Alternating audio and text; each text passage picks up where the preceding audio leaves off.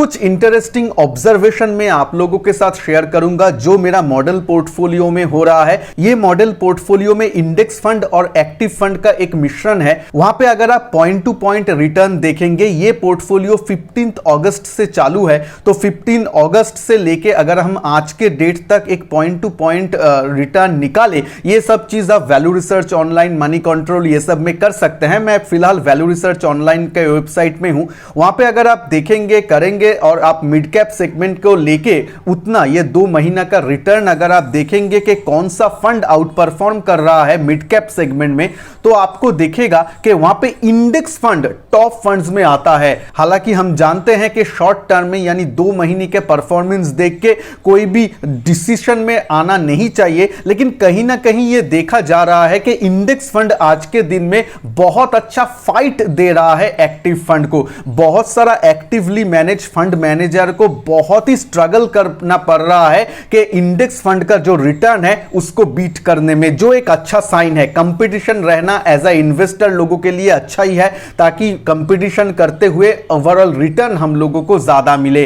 तो ये एक ऑब्जर्वेशन था, तो इसीलिए मेरे भी पोर्टफोलियो में आप देखेंगे जहां पे ये Nippon India mid cap index 150 fund में मेरा जो एसआईपी चल रहा है, वहां पे आप देखेंगे लगभग 12% से भी ज्यादा रिटर्न निकाल के दिया है और मेरे पोर्टफोलियो में ये सबसे ज्यादा टॉप परफॉर्मिंग फंड है। मैं आप लोगों के साथ वीडियो बना के भी शेयर किया था कि ये फंड में सिर्फ 5,000 रुपए का एसआईपी ही मैं नहीं कर रहा हूं, उसके साथ साथ बाजार में जब गिरावट आ रहा है तब मैं 24 आवर्स 48 आवर्स पहले ही मैं आप लोगों को बताता हूं कि मैं इस दिन निवेश करने वाला हूं, टॉपअप करने वाला हूं, और उस हिसाब से मैं इसमें टॉपअप भी किया जब मिड कैप सेगमेंट में 5 से 10% तक करेक्शन भी आया इन बिटवीन, और उसका लाभ भी इसमें हमें मिल रहा है। इसके साथ साथ जो स्मॉल कैप फंड है कनारा रोबेको स्मॉल कैप फंड, वो भी लगभग 10% के आसपास रिटर्न निकाल के दिया है, जो ठीक ठाक है। 2 महीने में ये रिटर्न आ रहा है और वो भी एसआईपी जैसा रिटर्न, यानी बीच बीच में मैं टॉपअप किया था यहां पे, तो उस हिसाब से अगर आप देखेंगे तो 10% का रिटर्न बिल्कुल भी सही है मार्केट के हिसाब से। इसके साथ साथ और भी 3 जो फंड मेरे पोर्टफोलियो में है उसको भी मैं बता दे रहा हूं। इसके साथ साथ मैं इस वीडियो में इस प्रश्न का भी आंसर दूंगा। आप लोगों में से बहुत लोगों का प्रश्न है क्यों मेरे मॉडल पोर्टफोलियो में पराग पारिक नहीं है, एक्सिस ब्लू चिप फंड नहीं है, कनारा रोबेको का ब्लू चिप फंड नहीं है, media asset emerging blue chip fund क्यों नहीं है। ये सब का प्रश्न आपको उत्तर मिलेगा, थोड़ा सा वेट कीजिए, मैं आपको क्लियर करूंगा, जिससे कि आप लोगों को भी एक धारणा मिले कैसे पोर्टफोलियो को बनाना है। तो देखिए, बाद बाकी जो 3 फंड है उसके बारे में बात कर लेते हैं। उसमें लार्ज कैप में एक्सिस निफ्टी 100 जो फंड है वो भी ठीक ठाक परफॉर्म कर रहा है। लार्ज कैप इंडेक्स बेस्ड है तो उसको मुझे ज्यादा डे टू बेसिस में देखने को मतलब उतना जरूरी नहीं है। टॉप 100 कंपनी है, ठीक ठाक रिटर्न दे रहा है। जो सबसे कम परफॉर्म कर रहा है मेरे पोर्टफोलियो में वो है एक्सिस निफ्टी अल्फा लो वोलेटिलिटी 30 इंडेक्स, क्योंकि रिसेंटली 1-2 वीक ही हुआ है इसमें निवेश किए हुए, और उसके साथ साथ आप जानते हैं ये जो इंडेक्स है इसमें बहुत सारा आईटी का सेक्टर का कंपोनेंट रहता है, जैसे कि इंफोसिस, टीसीएस, ये सब कंपनी का स्टॉक ये इंडेक्स में है। रिसेंटली आप देख सकते हैं कि आईटी में थोड़ा सा लैकलस्टर परफॉर्मेंस रहा, टीसीएस 6% गिर गया, इंफोसिस का रिजल्ट बहुत अच्छा आने के बावजूद भी सिर्फ और सिर्फ 1% के आसपास ही उसमें बढ़ोतरी आया।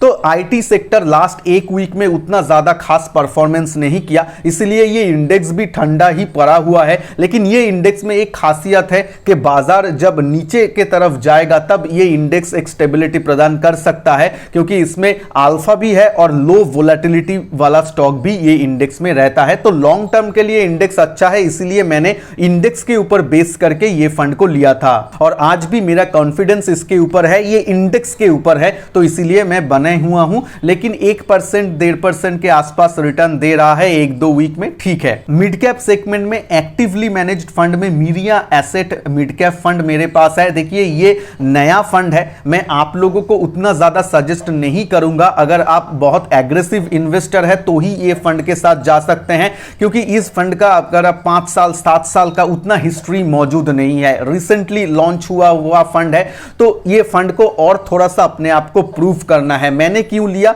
इसका मैं पहले ही आप लोगों के साथ शेयर किया हूं, लॉजिक क्या था, क्योंकि मेरे मीडिया एसेट फंड हाउस के ऊपर भरोसा है। इन लोगों का जो media asset emerging blue chip fund है उसमें भी मिड कैप सेक्टर है, मिड कैप में स्टॉक चुनने का कैपेबिलिटी इन लोगों का अच्छा है, तो इसीलिए मैंने ये फंड को चूज किया। आगे आने वाला कुछ टाइम में इसको प्रूव जरूर करना है, इसीलिए मैं एज अ बैकअप एक इंडेक्स फंड का भी मिड कैप में मेरे पोर्टफोलियो में शामिल किया। तो पूरा लॉजिक आप लोगों को समझ में आता होगा। तो आप देखेंगे ओवरऑल मेरा पोर्टफोलियो में लगभग ये 2 महीनों में आप 7% के आसपास ओवरऑल पोर्टफोलियो ने कमा के दिया, और ये एसआईपी रिटर्न है या फिर आप टॉप अप जैसा रिटर्न है। मतलब एक बार में मैं एकदम लमसम नहीं किया था अगस्त में, और 2 महीने का रिटर्न आप नहीं बोल सकते क्योंकि इन बिटवीन इन्वेस्टमेंट हुआ है। तो एक IRR रिटर्न अगर देखेंगे वो तो 7% से बहुत ज्यादा ही होगा, लेकिन मिनिमम जो एब्सोल्यूट रिटर्न है वो तो आपको 7% दिख रहा है। अब आ जाते हैं वो प्रश्न का क्यों मेरे पास मीडिया एसेट या अलग सा फंड्स नहीं है। आप एक बात सोचिए, आज के दिन में हर एक कैटेगरी में 2 से 3 फंड अच्छा परफॉर्म कर रहा है। अगर आप लार्ज एंड मिड कैप में देखेंगे तो वहां पे Mirae asset emerging blue chip fund, Canara Robeco emerging blue chip fund, Axis growth opportunity fund, ये तीनों ही fund large and mid cap में आता है और अच्छा परफॉर्म कर रहा है। तो मैं अगर हर एक कैटेगरी में से गुड परफॉर्मिंग फंड को लेते रहूं तो मेरे पास ओवरऑल पोर्टफोलियो में 10, 12, 20 मेरा फंड हो जाएगा, नंबर ऑफ फंड, जो एकदम भी रिकमेंडेड नहीं है। इसलिए मुझे तो चूज करना ही था। अभी देखिए, मुझे एनालिसिस तो सभी फंड के ऊपर देना पड़ेगा क्योंकि बहुत सारा मेरा व्यूअर्स के पास एक्सिस ब्लू चिप फंड है, किसी के पास कनारा रोबेको ब्लू चिप फंड है, किसी के पास इंडेक्स फंड है, यूटीआई निफ्टी इंडेक्स फंड है, तीनों ही लार्ज कैप है। तो तीनों फंड को लेके ही मुझे एनालिसिस देना पड़ेगा। लेकिन मेरे पोर्टफोलियो में या आप लोगों का पोर्टफोलियो में भी ये रिकमेंडेड नहीं है कि तीनों ही ब्लू चिप फंड आप लेके बैठे रहे, नहीं तो पोर्टफोलियो में ओवरलैप आ जाएगा। तो इसीलिए जब चूज करते हैं तो हम लोगों को एक ही फंड हर एक कैटेगरी से लेना है। और जब भी आप एक नया पोर्टफोलियो बना रहे हैं, ऐसा जरूरत नहीं है कि पहले ही आप सभी एकदम पोर्टफोलियो को 100% बना के सभी फंड को उसमें ले ले। नहीं, पहले आप 2-3 फंड से शुरू कीजिए, उसके बाद धीरे धीरे 1-2 और कैटेगरी आप ऐड करते जाइए। ऐसे अपना पोर्टफोलियो को ओवर द टाइम बिल्ड करना है। ये कोई एक दिन का या एक महीने का बात नहीं है कि पोर्टफोलियो बिल्ड हो गया, इसको धीरे धीरे बिल्ड करना है। तो देखिए, ये जो फंड का पोर्टफोलियो है ये मेरा चाइल्ड का भविष्य के लिए, मतलब 18 ईयर्स 20 साल का नजरिया लेके हम लोग निवेश कर रहे हैं।